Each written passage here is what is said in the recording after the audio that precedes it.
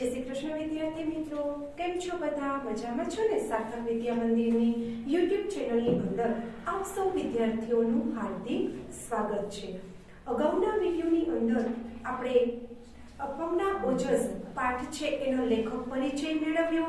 ત્યારબાદ આપણે વોલ્ટર નામનો જે વિદ્યાર્થી છે, નાનું બાળક છે, એણે પોતાના પગ ગુમાવી બેઠો હતો, છતાં પણ તેની માતા અને વોલ્ટરના મનની અંદર જે હિંમત છે એ હિંમત આપણે જોઈ અને ત્યારબાદ આપણે જોયું કે વોલ્ટર છે એ પોતાના પગને મિત્ર કહીને બોલાવે છે અને કહે છે કે મારા મૂંગા દોસ્તો, તમે ગભરાશો નહીં, તમે પણ એક દિવસ ઊંચો કૂદકો લગાવી શકશો।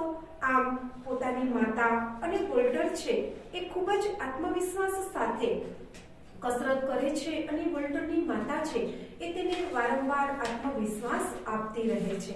ત્યારબાદ તેઓ એક દિવસ ઊંચા કૂદકાની હરીફાઈ મેદાનમાં ચાલતી હોય છે, ત્યાં વોલ્ટર તે હરીફાઈ જોવા માટે જાય છે અને ત્યાં વાંસ કૂદકાની રમત છે એ વોલ્ટર જોવે છે અને વોલ્ટરને પણ આ કૂદકો લગાવવાની ઈચ્છા થઈ જાય છે।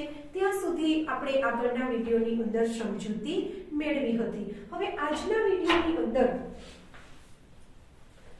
જોઈશું આપણે તો સહેજ હાલી ચાલી ન શકતા પગ પર એની નજર પડી, બાજુમાં પડેલી લાકડાની ઘોડી એને જોઈ એ નિરાશ થયો। વોલ્ટરને પણ આ ઊંચો કૂદકો લગાવવો હતો, પણ એ સહેજ પણ તેના પગ છે ને હલનચલન નહોતા કરી શકતા। તેની ઉપર તેનું ધ્યાન ગયું અને તેને ખબર હતી કે તે ઘોડી દ્વારા ચાલે છે, તો એ લાકડાની ઘોડી પણ વોલ્ટરે જોઈ અને મનમાં થોડો તે નિરાશ થઈ ગયો। જ્યાં જાતે ચલાતુંય નથી ત્યાં વળી આવો અને આટલો ઊંચો કૂદકો મારવાની વાત કેવી? આપણને બધાને મનમાં વિચાર આવે કે વોલ્ટર પોતે જાતે ચાલી પણ શકતો નથી, તેને ચાલવા માટે પણ ઘોડીની અથવા વ્હીલચેરની જરૂર પડે છે, તો વોલ્ટરે આવો નિર્ણય કેમ કર્યો કે આટલો લાંબો ઊંચો કૂદકો કેવી રીતના લગાવી શકશે વોલ્ટર? પણ ત્યાં તો એની માતાના શબ્દો યાદ આવ્યા, જો તું હિંમત નહીં હારે તો તું જે ધારીશ તે કરી શકીશ। જો વિદ્યાર્થીઓ, આપણે આગળ જરૂર વધતા હોઈએ છીએ, પણ આપણને આગળ વધારવા માટે સતત ને સતત કોઈ વ્યક્તિનું પ્રોત્સાહન જરૂરી બને છે। તમને પણ તમારી માતા અથવા શિક્ષકોથી અપાયેલું પ્રોત્સાહન છે એ જ તમને ભણવામાં આગળ વધારતું હોય છે। તો અહીં વોલ્ટર છે એને પણ પોતાની માતા દ્વારા અપાયેલું પ્રોત્સાહન છે એ યાદ આવે છે કે તું હિંમત નહીં હારીશ, તું ધારીશ તે કરી શકીશ। વોલ્ટર આનંદથી રમત જોવા લાગ્યો। એવામાં એક છોકરાએ કમાલ કરી, એણે સૌથી ઊંચો કૂદકો લગાવ્યો, અગાઉનો વિક્રમ તોડી નાખ્યો। તાળીઓના ગડગડાટથી સૌએ એને વધાવી લીધો। વોલ્ટર છે એ મેદાનની અંદર જ્યારે આ રમત નિહાળી રહ્યો હતો, આ રમત એને ખૂબ જ ગમતી હતી, એટલા માટે પણ તેને નક્કી કર્યું કે મારે પણ આ રમત રમવી છે। પરંતુ એ જ્યારે જોતો હતો ત્યારે એક વિદ્યાર્થી છે એ વિક્રમ તોડવો એટલે કે અગાઉના જે ખેલાડી છે એને જે કૂદકો લગાવ્યો હતો એના કરતા પણ તે વધારે ઊંચો કૂદકો લગાવ્યો અને અગાઉના જે ખેલાડીનો વિક્રમ છે એ આ વિદ્યાર્થીએ તોડી નાખ્યો। આ જે કૂદકો લગાવીને જોયું તો ત્યાં જે દર્શકો બેઠા હતા એ બધા જ આ બાળકને તાળીઓના ગડગડાટથી વધાવી દીધો। એ વિજેતાનું ઇનામ મેળવી ગયો, એટલે કે એ જીતી ગયો। વોલ્ટર પણ બેઠો બેઠો જોરભેર તાળીઓ પાડતો હતો। ઇનામ મેળવીને પાછા ફરતા છોકરાને એણે જોયો, એ બરાબર એના જેટલી જ ઉંમરનો હતો। હવે વોલ્ટર છે એ શું જોઈ રહે છે તો કે એ બાળક છે એ પોતાની ઉંમરનો જ હતો, છતાં પણ તેને આ ઊંચો કૂદકો લગાવી અને પોતાની સિદ્ધિ પ્રાપ્ત કરી હતી। વોલ્ટરને થયું હું પણ એક દિવસ ચાલીશ, પછી કૂદકા લગાવીશ, એક દિવસ એવોય આવશે કે હું આ પગથી દુનિયાભરમાં ઊંચામાં ઊંચો કૂદકો લગાવીશ। વોલ્ટરને નક્કી થયું કે હું પણ આ બાળક જેટલો જ છું, તો હું શા માટે આ વસ્તુ ન કરી શકું? મારે પણ આ બાળકની જેમ ઊંચામાં ઊંચો કૂદકો લગાવવો છે, એની માટે પહેલા મારે ચાલતા શીખવું પડશે। વોલ્ટર અપંગ હતો પણ એનો નિર્ધાર અડગ હતો। વ્યક્તિ છે એ શરીરથી ભલે અપંગ હોય, પરંતુ તેનું મન છે મક્કમ હોય તો એ કોઈ પણ પ્રકારની સિદ્ધિ પ્રાપ્ત કરી શકે છે। અહીં વોલ્ટર છે એ એનું મન મક્કમ હતું, અડગ હતું, ડગતું નહીં એવું હતું। અડગ એટલે કે ડગે નહીં તેવું। પોતે ભલે અપંગ હતો છતાં પણ તેની મનની મક્કમતાથી વોલ્ટર આગળ વધે છે. એનું તન અપંગ હતું પણ મન અડીખમ હતું, શરીર નિર્બળ હતું પણ એનો સંકલ્પ ઘણો બળવાન હતો. વોલ્ટરનું શરીર નિર્બળ એટલે કે કાર્ય કરી શકે તેવું ન હતું, છતાં પણ તે પોતાના મનથી તેને નક્કી કરી લીધું હતું કે મારે તો આ કાર્ય કરવું જ છે. એના હૈયામાં એક શ્રદ્ધા હતી, મારું શરીર આજે ભલે અપંગ હોય પણ એક દિવસ એવો આવશે કે વિશ્વનો કોઈ ખેલાડી મારી બરાબરી કરી શકશે નહીં. આપણી મનની અંદર જો આપણે શ્રદ્ધા રાખીએ ને તો કોઈ પણ કાર્યની અંદર આપણે સફળતા મેળવી શકીએ છીએ. તો અહીં વોલ્ટર છે એ પણ પોતાના મનની અંદર એક અડગ ઈચ્છા છે કે મારે પણ આ કાર્યની સિદ્ધિ પ્રાપ્ત કરવી છે. મહેનત કરવામાં વોલ્ટરે કશું બાકી રાખ્યું નહીં. ડાક્ટરની નાનામાં નાની સૂચનાઓ પૂરેપૂરો અમલ કરતો હતો.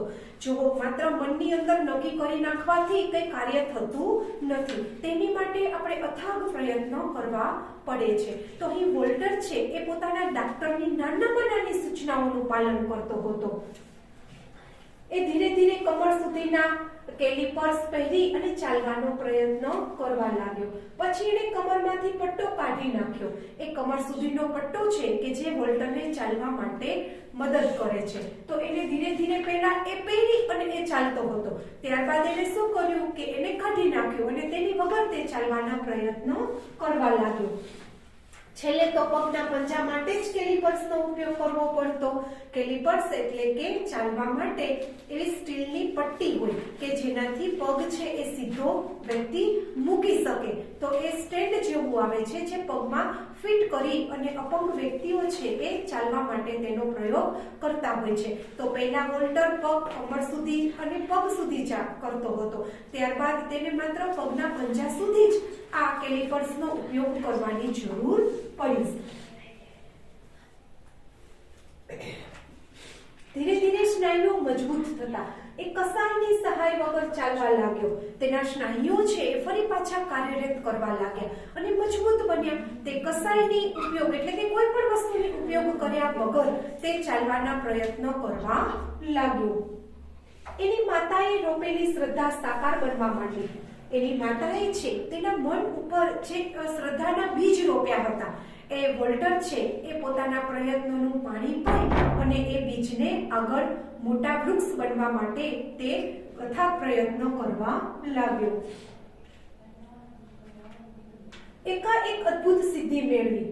ડાક્ટરો પણ મોંમાં આંગળા નાખી ગયા પણ વોલ્ટરની ઈચ્છા હજી અધૂરી હતી. એની ઈચ્છા તો ઊંચા કૂદકાની સ્પર્ધામાં વિશ્વ વિજેતા બનવાની હતી. ડોક્ટરોને પણ નવાઈ લાગી કે અરે આ વોલ્ટરે કેવું સરસ કાર્ય કરી દીધું કે જે આપણને માનવામાં પણ ન આવે, પણ છતાં હજી વોલ્ટર શાંત બેસતો નથી. તેને માત્ર ચાલવાનું ન હતું, તેને તો કૂદકો લગાવવાનો હતો. એટલા માટે હજી પણ વોલ્ટરના પ્રયત્નો ચાલુ જ છે. એના શરીરમાં તાકાત આવતી ગઈ. સ્નાયુઓ ચેતનવંતા બનવા લાગ્યા. ધીમે ધીમે એ દોડવા લાગ્યો અને આખરે ઊંચો કૂદકો લગાવવા માંડ્યો. ઊંચા કૂદકામાં પહેલા ધીમેથી દોડ શરૂ કરવાની હોય, પછી ઝડપથી દોડવાનું હોય અને એ પછી પગની ઠેકથી ઊંચો કૂદકો લગાવવાનો હોય. અન્ય રમતો કરતા આ રમતમાં પગની તાકાતની વધારે કસોટી થાય છે, કારણ કે વાંસ છે એ વાંસ જમીનમાં ટેકવી અને પગની તાકાત જરૂર પડે છે કૂદકો લગાવવા માટે થઈને. વોલ્ટર ધીમે ધીમે આ બધી કળામાં પારંગત બન્યો. પારંગત બનવું એટલે કે વોલ્ટર છે એ એમાં શીખી ગયો અને એ પણ તેને ફાવી ગયું. વધુ ને વધુ ઊંચો કૂદકો કૂદવાનો પ્રયત્ન કરવા લાગ્યો. એના બોમાર્ટ નગરની સ્પર્ધાઓમાં એ મોખરે રહ્યો. સૌપ્રથમ આપણે જોયું હતું કે વોલ્ટર છે એ બોમાર્ટ નગરની અંદર મેદાનની અંદર જોવા જ માટે આવ્યો હતો. એ જોતજોતાની સાથે તેના નિર્ણયો અથાગ પ્રયત્નોથી વોલ્ટર આજે પોતે એ મેદાનની અંદર રમતો અને પોતે પણ અવ્વલ નંબર પ્રાપ્ત કરતો હતો. એની કાબિલિયત જોઈને એના દેશે એને ઓલિમ્પિક સ્પર્ધામાં ભાગ લેવા મોકલ્યો. ઓલિમ્પિક સ્પર્ધા છે એ દર 4 વર્ષે રમાતી સ્પર્ધાઓ છે. તેમાં બોક્સિંગ છે, જુડો છે, ઊંચા કૂદકા, લાંબા કૂદકા, તરવા માટેનું દોડ છે, આવી અનેક પ્રકારની આવી જે રમતો છે એ અહીંયા રમાતી હોય છે અને આમાંથી જે મેડલ મેળવે છે એને ગોલ્ડ મેડલ, પ્રથમ નંબર આવનારને, દ્વિતીય નંબર આવનારને સિલ્વર મેડલ અને તૃતીય નંબર આવનારને કાંસ્ય મેડલ પ્રાપ્ત થાય છે.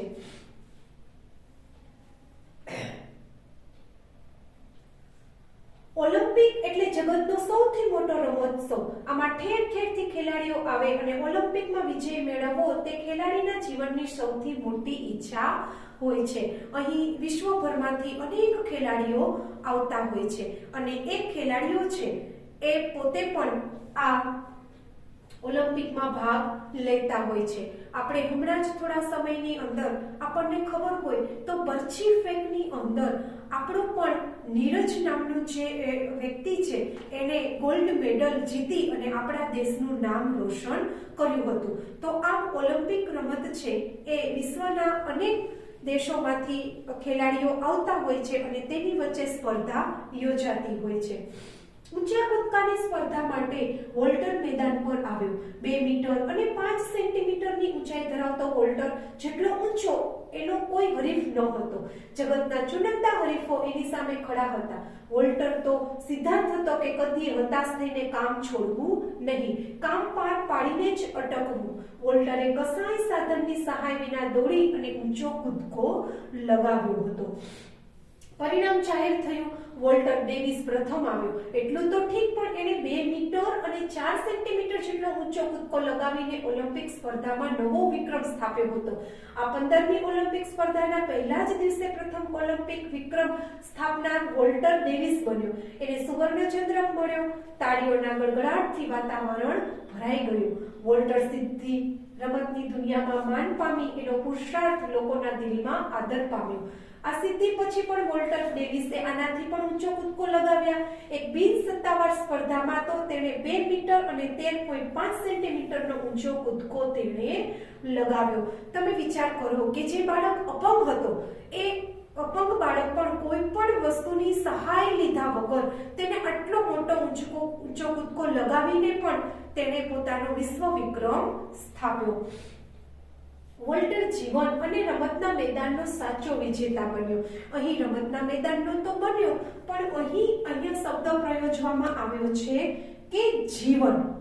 તો કે જીવનની અંદર પણ, કારણ કે તે બિલકુલ ચાલતો ન હતો, તેના સ્નાયુઓ સાવ હલનચલન કરતા જ બંધ થઈ ગયા હતા. તો તેને ઝીણી ઝીણી ચીવટપૂર્વક એ પોતે ધ્યાન રાખ્યું અને આટલી મોટી સિદ્ધિ તે પ્રાપ્ત કરી શક્યો. તો પહેલી એની લડાઈ ક્યાં હતી? તો કે તેના જીવન સાથે હતી અને બીજી લડાઈ તેને મેદાનની અંદર લડી હતી. તો આમ જીવન અને મેદાનની બંને લડાઈઓ છે એ વોલ્ટરે ખૂબ જ સારી રીતના પાર કરી હતી. જે વોલ્ટરને માટે ડોક્ટરોએ કહ્યું હતું કે કદી પણ જાતે પોતાના પગ હલાવી ચલાવી શકશે નહીં, એ વોલ્ટર મન અને તનની તાકાતથી જગતમાં ઊંચામાં ઊંચો કૂદકો લગાવનારો માનવી બન્યો. એણે બતાવ્યું કે અપંગ અથવા અશક્ત એ લાચાર કે અસહાય નથી. એ હિંમત ન હારે તો ધારે તે કરી શકે છે. તો બાળ દોસ્તો, આમાંથી આપણે પણ શીખવા મળ્યું છે કે આપણે પણ અથાગ મહેનત કરીએ અને આપણે જે સિદ્ધિ પ્રાપ્ત કરવી છે એ સિદ્ધિ આપણે અચૂક પ્રાપ્ત કરી શકીએ. તેની માટે આપણો અચળ નિશ્ચય જરૂરી છે. હવે આપણે શબ્દ સમજૂતી જોઈએ તો ઓજસ એટલે માણસના વિશેષ કે ખાસ ગુણ, બળ, પ્રતિભા અથવા તો તેજ. નિષ્ક્રિય એટલે ક્રિયા રહિત, ક્રિયા ન કરતું હોય તેવું. નિર્ધાર એટલે અગાઉથી ધારેલું અથવા તો નિર્ણય કરેલું. કેલિપર્સ એટલે લખવાના દર્દીઓએ આધાર માટે પહેરવું પડતું સાધન. પારંગત એટલે હોશિયાર, પ્રવીણ. ઓલિમ્પિક એટલે દર 4 વર્ષે યોજાતો વિશ્વ રમતોત્સવ. વિક્રમ એટલે કોઈ પણ સ્પર્ધાત્મક ક્ષેત્રમાં નોંધાયેલી મહત્તમ સિદ્ધિ. પુરુષાર્થ એટલે ઉદ્યમ અથવા તો મહેનત. રૂઢિપ્રયોગો મોંમાં આંગળા નાખવા એટલે ખૂબ આશ્ચર્ય પામવું.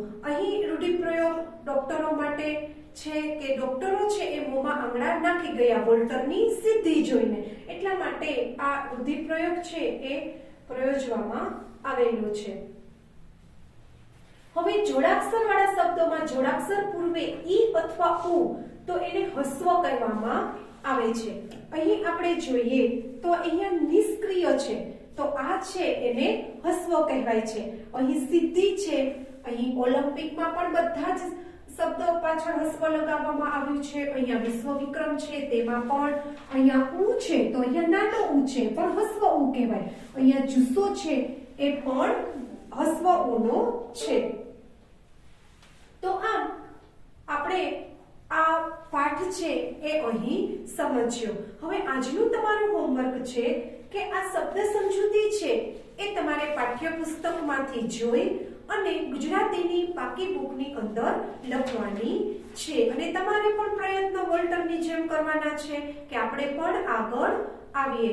જય શ્રી કૃષ્ણ.